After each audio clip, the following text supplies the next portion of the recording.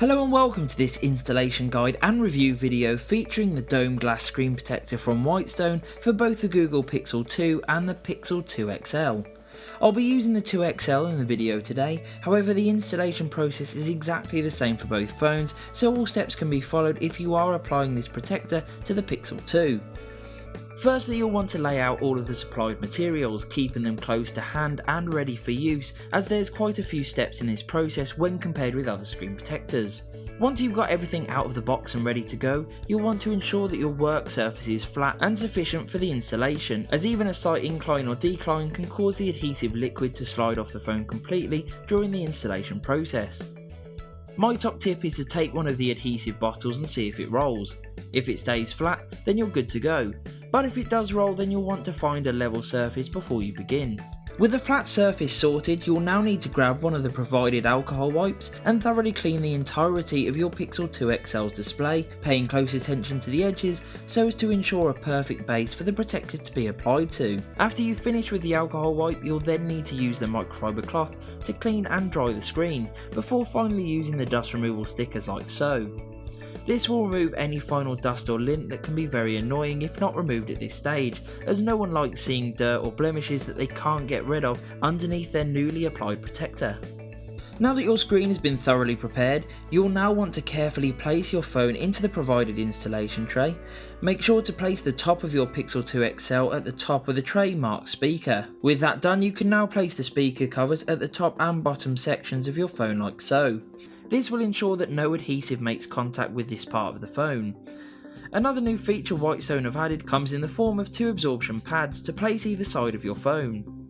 These pads will help mop up the adhesive gel once it spills out from underneath the applied protector. Now you'll be free to take the top section of the tray and put it in place, matching up the speaker text as we saw previously. I would advise giving the screen a final once over with the dust removal stickers at this stage so that you can be assured of a well prepared screen that's ready for the protector to be applied. The next step required is to insert the plastic pin into the gap like so, before then positioning the bridge into the area shown at the top section of the tray. Now take the bottle of adhesive and remove the first cap. Make sure to remove the right end first, as the second cap controls the liquid's release. You'll know which one to remove first, as it's the different coloured cap, which is also slightly larger, as you can see here. Once the first cap is removed, you'll then be free to screw the bottle into the bridge like so. Don't worry about any spillages, as no liquid can be released until you remove the second cap, which should be done once the bottle is screwed into place. By removing the second and smaller cap, the adhesive will then be free to run onto the glass.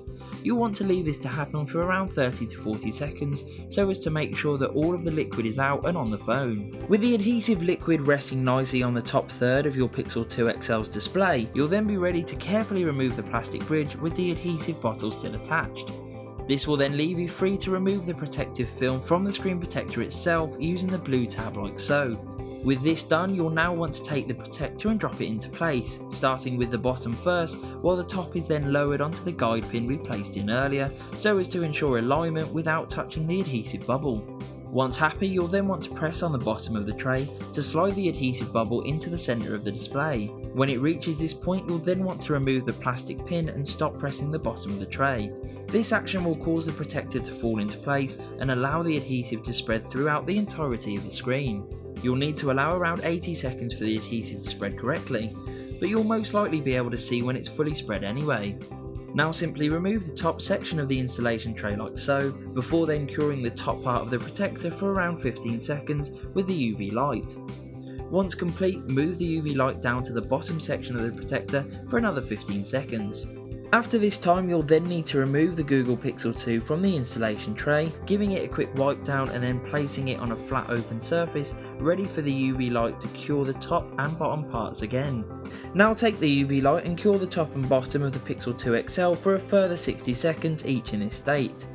This will complete the installation process, allowing you to enjoy your Google Pixel 2 XL with the peace of mind that its screen is well protected, yet still crystal clear.